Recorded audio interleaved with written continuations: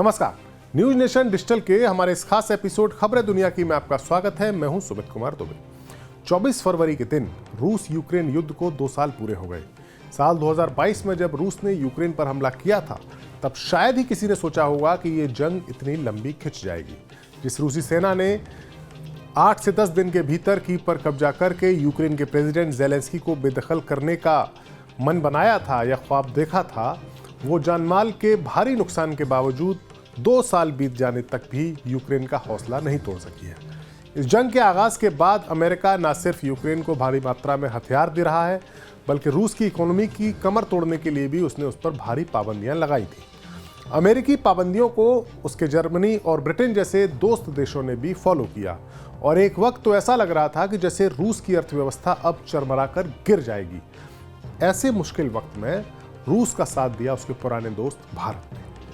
दोनों मुल्कों की दोस्ती कई दशक पुरानी है। रूस ने कई बार मुश्किल वक्त में भारत का साथ भी दिया है। ऐसे में जब रूस परेशानी में फंसा तो भारत उसके साथ खड़ा रहा। भारत ने किसी भी इंटरनेशनल मंच पर रूस के खिलाफ हुए मतदान में हिस्सा नहीं लिया। ज़्यादातर जगह जब ऐसे मतदान हुए तो भारत एब्स्टेन रहा।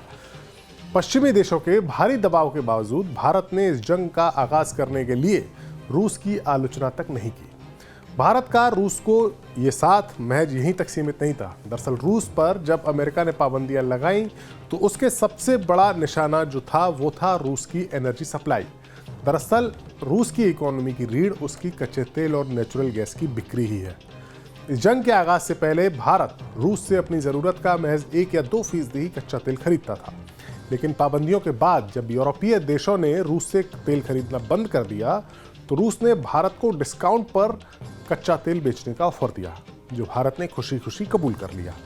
भारत के इस फैसले से अमेरिका को काफ़ी मिर्ची लगी और भारत पर हर तरह का दबाव बनाया गया। न सिर्फ अमेरिका ने, बल्कि अमेरिका के जो साथी देश हैं, ब्रिटेन है या जर्मनी है या यूरोपीय यूनियन है, इन सभी ने दबाव बनाया, लेकिन भारत अपने स्टैंड पर टिका रहा। भारत के विदेश मंत्री एस जयशंकर ने कई मौक़ों पर और कई मंचों पर अमेरिकी और यूरोपीय डिप्लोमेट्स के आगे भारत के इस फैसले का बचाव किया।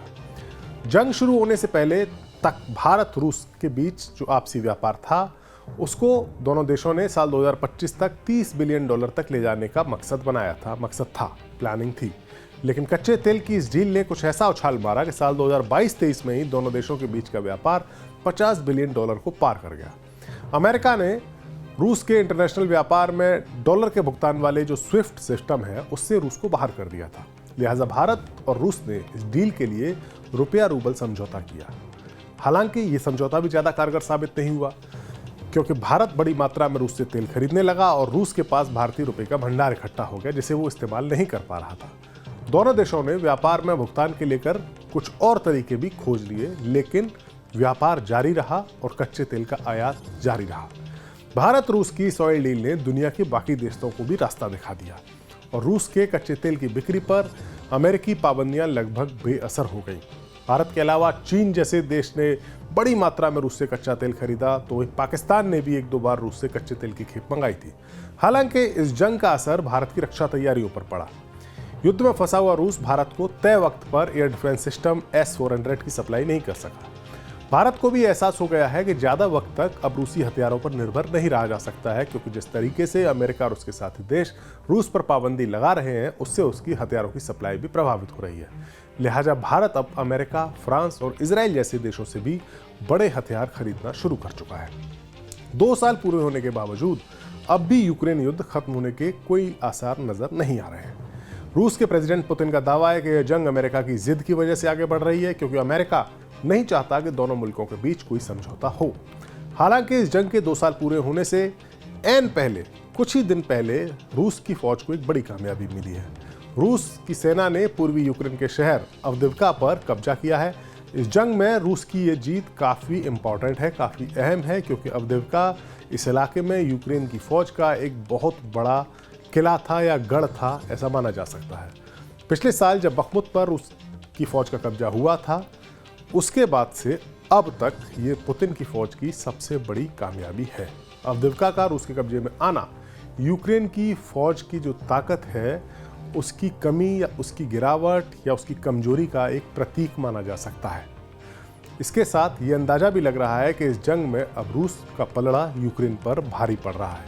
ज़ेलेंस्की की फौज ने पूर्वी यूक्रेन में डोनेत्स्क और लुहांस्क जैसे रूस के कब्जे में आए अपने 2 बड़े इलाकों को फिर से हासिल करने के लिए जवाबी कार्रवाई शुरू की थी और रूस की फौज को रक्षात्मक मुद्रा में जाना पड़ा था। लेकिन अब यूक्रेन की फौज इस जवाबी कार्रवाई में कोई खास कामयाबी तो हासिल कर नहीं सकी, उसे मुश्किलों का सामना करना पड़ रहा है और इसकी मुश्किलों की वजह है अमेरिका। दरअसल अभी तक यूक्रेन की फौज अमेरिका और उसके साथी देशों से जो गोला बारूद और हथियार मिल रहे थे उसकी मदद से आगे बढ़ रही थी। लेकिन 2 सालों में, इस यूक्रेन युद्ध के 2 सालों के भीतर ही अमेरिका में बाइडेन सरकार को अब काफ़ी ये मुश्किल हो गया है बाइडेन सरकार के लिए कि भी यूक्रेन के लिए इस तरह की भारी भरकम मदद, हथियारों की, गोला बारूद की जारी रख सके। अमेरिका को दरअसल उम्मीद थी कि उसकी मदद से यूक्रेन अपने जो इलाके रूस के कब्जे में गए हैं उन पर वापस कब्जा जमा लेगी, यूक्रेन की फौज रशियन फौज को खदेड़ देगी। लेकिन यूक्रेन का जो काउंटर अटैक है वो रशिया की जो डिफेंस लाइन्स हैं उनको क्रॉस करने में कामयाब उतना नहीं हो सका जितनी उम्मीद की जा रही थी। कई सारी मीडिया रिपोर्ट्स में यहाँ तक बताया गया है कि यूक्रेन की मदद करते करते अब अमेरिका का दम फूलने लगा है, उसके गोला बारूद के जो भंडार थे वो अब कम होने लगे हैं। यूक्रेन युद्ध इतना लंबा खिंच जाएगा, इसके कारण अब अमेरिका की जनता के मन में भी यूक्रेन की हेल्प करने को लेकर अब कई तरह के सवाल भी खड़े हो रहे हैं। ऐसे कई तरह के सर्वे हुए हैं जिनसे आइडिया लग रहा है कि अमेरिका की जो आम लोग हैं, जो अमेरिका की आवाम है, वो अब यूक्रेन युद्ध से तंग आ चुकी है, आजिज आ चुकी है और उनका मानना है कि अमेरिका यूक्रेन की कुछ ज़रूरत से ज़्यादा ही मदद कर रहा है। यही वजह है कि अमेरिकी कांग्रेस में भी अब यूक्रेन को दी जाने वाली मदद का मामला फंस गया है और यूक्रेन की फौज गोला बारूद की कमी का सामना कर रही है और जिसका असर जंग के मैदान पर भी नजर आ रहा है, साफ साफ दिख रहा है। बहरहाल इस जंग को 2 साल पूरे हो गए हैं और 2 साल पूरे होने के बाद भी यूक्रेन हारा नहीं है, लेकिन फिलहाल बैकफुट पर जरूर नजर आ रहा है। लेकिन ये जंग कब खत्म होगी इसका जवाब किसी के पास नहीं है। ये वीडियो आपको कैसा लगा, अपनी राय हमें कमेंट बॉक्स में जाकर जरूर दें। नमस्कार।